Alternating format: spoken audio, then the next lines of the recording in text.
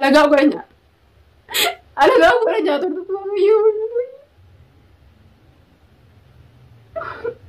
Ordu habis tu yawanin jombe aku. Lava ya barahmata kul ite rahma ya muti. Assalamualaikum warahmatullahi wabarakatuh. Kabajamtoota fi hordoftoota kiyyaa akkam nagaa fayyaadha.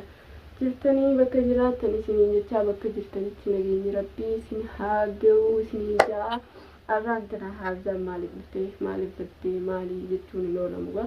Arraan tana dhimma tokko kana maas gaddisiisu dubbachuu dhufee osoon anas keessaa arra boru ganama inshaallah ganama edana yoon bule ganama baar keenya waliin argaa. Edana yoon akkas ta'e boru baar keenya niin argaa. Yoon galgal guyyaa olee galgala baar keenya niin argaa jechaa jiru.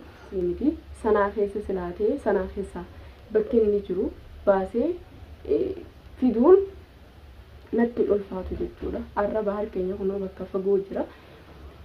Akka gurbaan san jootti gurbaan sanii dhiiga lammii Oromoolee hin qabu natti fakkaata. Dhiiga lammii Oromoo hin qabu natti fakkaata. Kwaan Somaalee waan biraa natti fakkaata.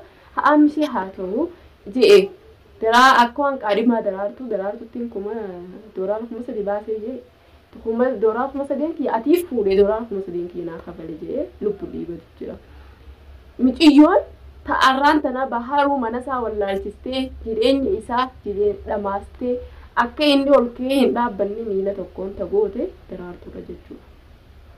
Asni galee akka inni ol ka'ee hin dhaabbanne tagoote daraartuudha. Haa ta'u daraartuun arrallee bahar jalaa hafuufillee hin deemtu. Bahar jalaa hafuudhi isiiti.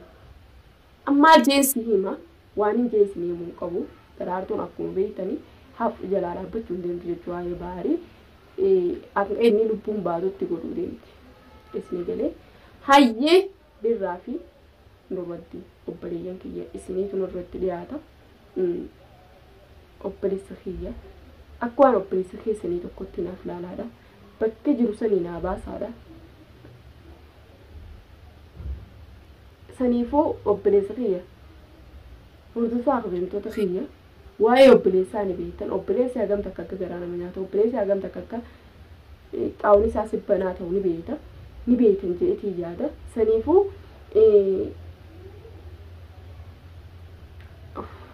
yaa obboleessa kiyya bahar silaa maallaqa san isii gaafachuu qaba malee bahar gaafachuu qaba. Hin fuudhe bahar midiyyoo beekaa.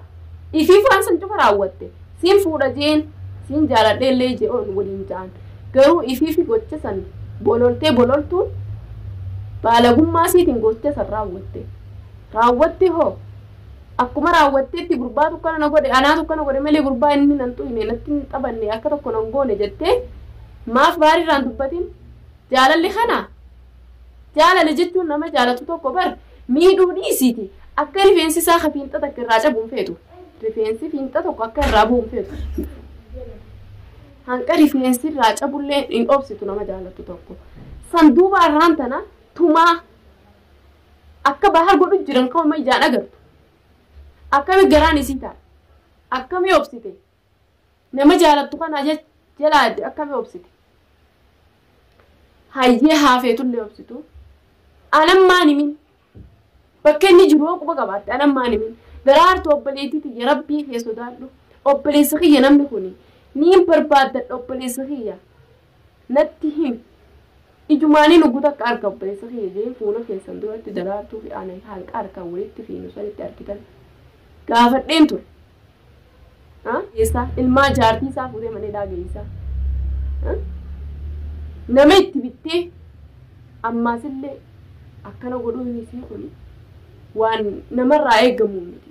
Namni dhiiga namaa namaaf hin qabne dhiiga lammummaa namaaf hin qabne namaa miti. Sinii galee namni dhiiga Oromoo qabne namaaf hirrifatu. Hagam fadhe hoteellee namni namaaf hirrifanne nama dhiiga Oromoo hin qabne. Dhiigni Oromoo jechuun namaaf hirrifatu, nama garaa bal'atu, nama iyyoo ati gajjetteef nama duydarra si baadhatu. Oromoo jechuun jannatu duniyaati. Saniifuu arraan tana bahar keenya miidhamee, tumamee, cinqatee ragoo akkas geessu. Cinqaa hagas geessu keessa obsee deemuun isaadha. hedduu takka namatti ulfaata hedduu takka namatti ulfaata meegisee akkasii gubbaa dhaabbatee dhakaatti fudhate maa nama lamaan qabdan maa dirree keessa baatee bookana akkana maallaqa kiyyanaa kenni maan jenii maa katabtan maa geessitan adan ilaa adan dhaqe adanirra katabtanii wanni boolla san keessa keessaniif biyyan beeyne san keessatti sanuu bahara afaan geessatanii ajjeesuuf yaatanii tokko keessan maqaa keessan dhageen jira yoo anii fi obboleessi kiyya waatee akka mataa keessan gubbaarraa gadi hin buune beekaa anaa miti oromoon akka mataa keessan gubbaarraa gadi hin buune beekaa ordota akka biyya gurbaa kana biraan nagaa fiidiyoo tiyyatanii yookaan fiidiyoo tiyyatanii agartan taate rabbiin isin qabe fiidiyoo tiyyatana gurbaa san biraan nagaa gurbaa san biraan nagaa maallaqa baharirraa qabda bahari kannatte bahari sirraa nyaate maallaqee gaafadhu yoo bahari sirraa nyaatiin maaliif baharitti dhiibatta maali rakkista biyyan beeyni keessatti maali raarsita dhiira bari inni kun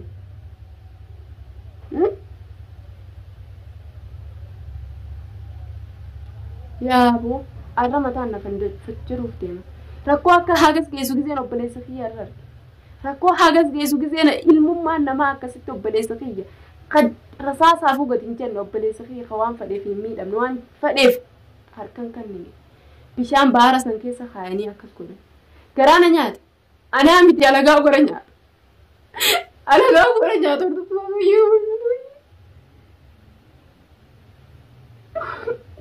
ordufaa habjutota yawaanin joon beeku isinuu garaa isin nyaata ana obboleetti si maalayyaa ana obboleetti dargoosa harkuun jaaladhu bara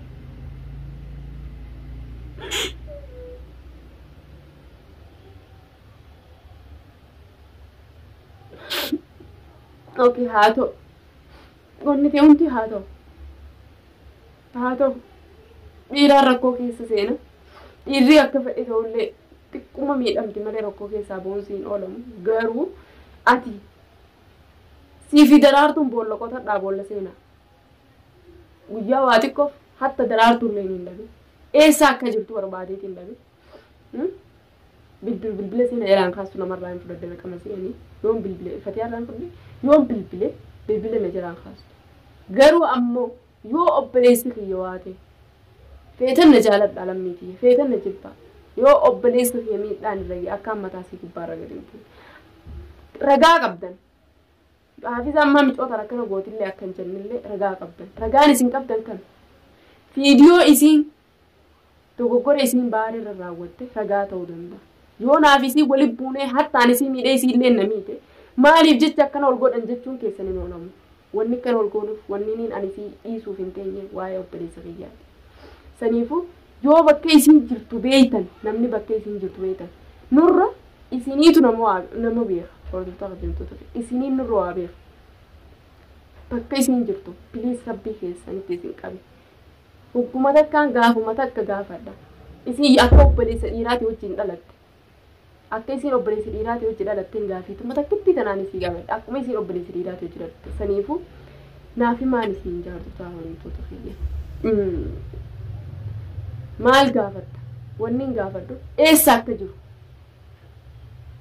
isinii galee ani sanaa keessa jira jeen sanaa keessa barbaade as fiigee achi fiigee maraadhee fiigu jira kunoo inni kadaje adan jiraate hoo adan jira gurbichummaan san dhiiga oromootuun qabu waan afaan inni haasoo keessa afaan biraa fakkaata gurbichummaan san maal irraa fadha obboleessa kiyyarraa waan irraa fadhu natti hima hordoftoota kiyya ani maraadhee natti hima obboleessa keessanii rakkoon obboleessa kiyyaa rakkoo obboleessa keessaniiti obboleessa keessan obboleessa kiyya